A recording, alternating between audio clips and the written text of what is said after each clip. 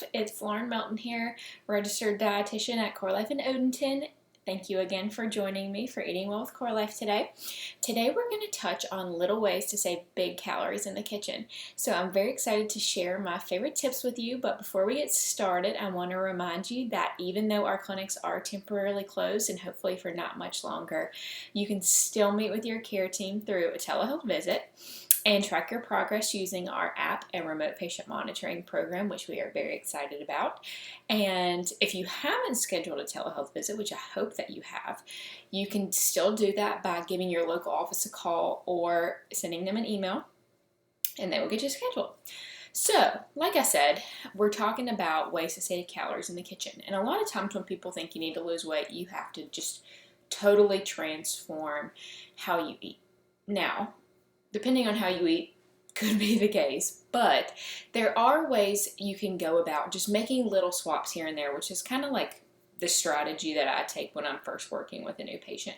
So how can we take what you're doing and slightly make it just a little bit better?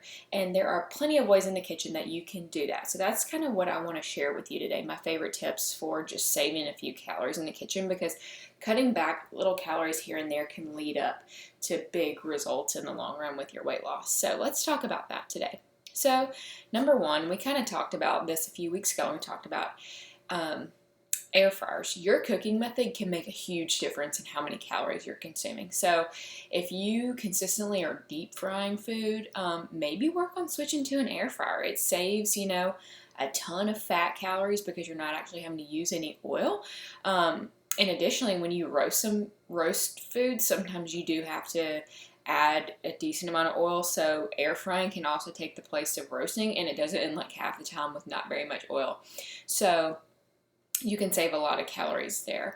Other cooking methods you can do, steam sauteing your vegetables or using broth instead of butter or oil if you're sauteing in the pan.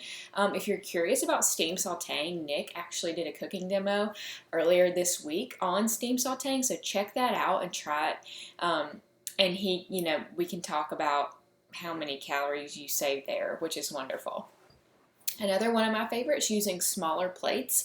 So typically when you have a set of dinner plates, right, you have like the dinner plate and then like the smaller plate. So if you can use a smaller plate, it actually kind of psychologically helps because you feel like you're eating more food than you are when less of your plate is actually showing. So if you're working on your portion sizes, try eating from a smaller plate, because a lot of eating and like hunger cues can sometimes be related to, mental and psychological tricks. So try that.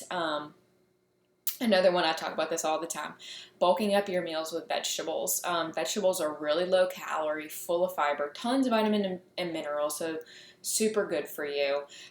They can help you feel full quickly and stay fuller for longer because of all their fiber. So if you can, continuously aim for about half your plate of fruits or half your plate of vegetables, this can help you bulk up your meal without adding very many calories, and certainly cut your calories as compared to if you were going to fill up your plate with whatever carbohydrate you were having, rice, potatoes, whatever that is. So choosing those non-starchy vegetables, very low calorie, help you feel full, and you're still getting that volume of food that you're used to eating. Another thing, if you're having something, a sauce like pasta, choosing your tomato-based sauces instead of the creamy ones, or, making the base of your tomato and adding just a little bit of the creamy stuff, that can save you a ton of calories because, again, the creamy sauces are pretty much like cream, very like high calorie base, whereas tomato-based sauces are tomatoes. So kind of like I just talked about with the vegetables, is going to be lower calorie. So going with those types of things. Using oils sparingly and using spray oils instead. Oil is a fat, so like we've talked about in the past, you're going to get a lot more fat calories, a lot more calories in general if you're using oil. So if you need to use oil, not a bad thing. Make sure you're choosing your olive oils, your heart healthy oils.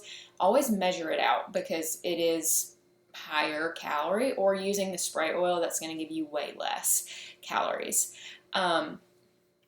having your sauces and dressings on the side. We've talked about this before. Great tip for going out to eat and saving calories. If you are having a salad or something like that, instead of, just kind of pouring it all over, have it on the side. Dip your fork into it and then dip it, because you're still going to get all the flavor that you want to have for way less sauce. Again, measuring it out so that you know exactly how much you're getting. If you are a baker or just a cook in general, if you encounter something that has a lot of oil or a lot of sugar, try quartering, maybe even halving the amount of oil or sugar that you need, and I promise you, you probably will not notice a difference. It will still be just as sweet, just as flavorful, and you're saving a ton of calories. So depending on what you use, it could be a few hundred calories, honestly. And like I said, you probably won't notice a difference, and you're doing yourself a lot of favors there. Then when it comes to things that are super creamy or things that have heavy cream, things like that, using your lower fat dairy products. So instead of using like heavy cream, try using half and half, or maybe even like a reduced fat milk. Another thing you can do if you still want that creaminess is using like a lower fat ricotta cheese or cottage cheese, and kind of blending it up so you're getting rid of those curds. But that is a great way, to add in a little bit of protein and get rid of a lot of that fat. Additionally, if you use, we've talked about this one before, I'm pretty sure, instead of sour cream, I always use Greek yogurt, number one, because I tend to always have plain Greek yogurt in my cabinet or in my refrigerator, and I don't really like sour cream. But you're taking away all of the fat and giving yourself an extra protein boost, which for gram to gram fat to protein, you're saving calories there automatically, and then you're getting that extra boost of protein, which who doesn't want that? So, like I said, making these small little changes throughout the kitchen when you're cooking your favorite recipes can really save you a lot of calories, which, like I said, can add up to huge results in your weight loss progress in the long run. So I hope that gave you some good tips. Don't forget to subscribe to our YouTube channel. Leave us any questions, comments, any topics you'd like us to cover in the comments below here. We read them and we take them to heart, and we try to cover anything that you want us to. So if there's something that you're wondering about, please let us know. I kind of referenced this earlier, but don't forget to check out the cooking demos with Nick. There's a lot of good information there. Don't forget to check out the workouts with Corey and some of our other trainers. We love you. We miss you. We hope you're staying healthy, and we hope to see you very soon, Core Life. And we will see you next time.